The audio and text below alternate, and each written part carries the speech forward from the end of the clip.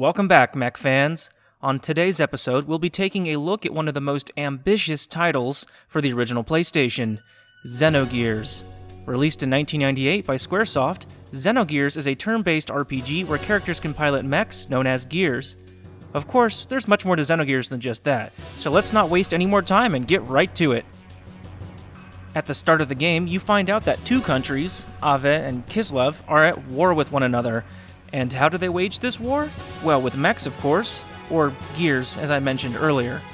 You play as Fei Fong Wong, a seemingly innocent villager thrown headfirst into the conflict. After hijacking a super-secret gear known as Weltall, Fei and his comrades undertake a quest to defeat the mysterious Solaris Empire, the faction truly responsible for the war. What unfolds is a journey of action, adventure, and self-discovery as the characters fight their way to the very origin of human existence. And that's about all I can say without spoiling anything. The plot of Xenogears is anything but simple, but I do enjoy its complexity. There's lots of inner dialogue, religious symbolism, and behind-the-scenes plotting that was clearly influenced by a certain anime. Yeah, that's right, Neon Genesis Evangelion. The game's cutscenes are actually works of anime themselves, and they were even produced by Production IG, the same company that did the animation for the End of Evangelion movie. Hell, the game developers even recreated this famous scene from the movie. But that's enough of my Evangelion comparisons. In terms of gameplay, Xenogears is not unlike a traditional Final Fantasy game. You've got random encounters, magic, called chi in this game, and an explorable overworld. However, what sets this game apart from other RPGs is its battle system.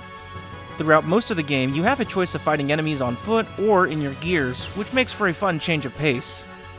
In addition, your characters can use combos known as death blows.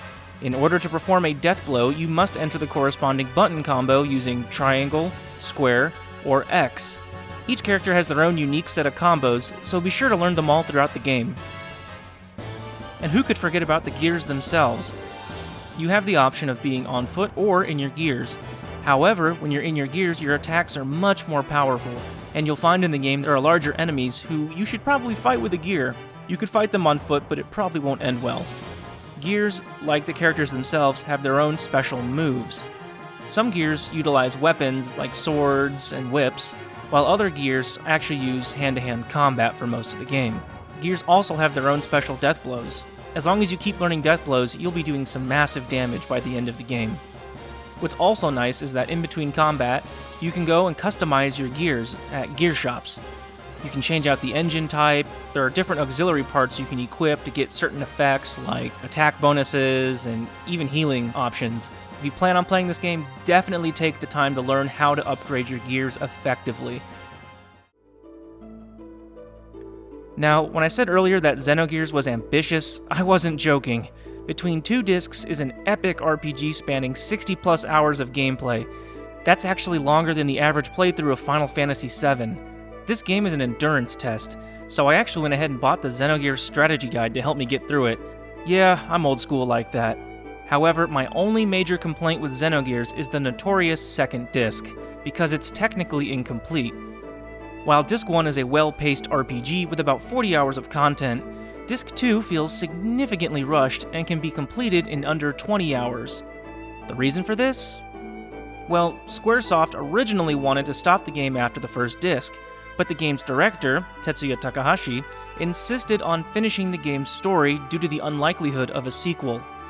As a result, entire dungeon sequences were turned into dialogue explanations with a boss fight at the end, making Disc 2 feel more like a visual novel at times and less like an RPG. I can see how this tactic saved the developers some time, but if you lose a boss fight after one of these sequences, you have to sit through all of that dialogue again. Ugh. However, I wouldn't say Disc 2 ruins Xenogears. I'm actually glad Takahashi and his development team were able to give us more content despite the pushback from Squaresoft. If you're a fan of mechs, RPGs, and dark, complex stories, definitely check out Xenogears. It's available on the PlayStation Network for PS3, and if you want a physical copy, the game runs about $50 nowadays. Well, that'll do it for this episode of Mecha Mondays. As always, thanks again for watching, and I'll see you next time on Mecha Mondays.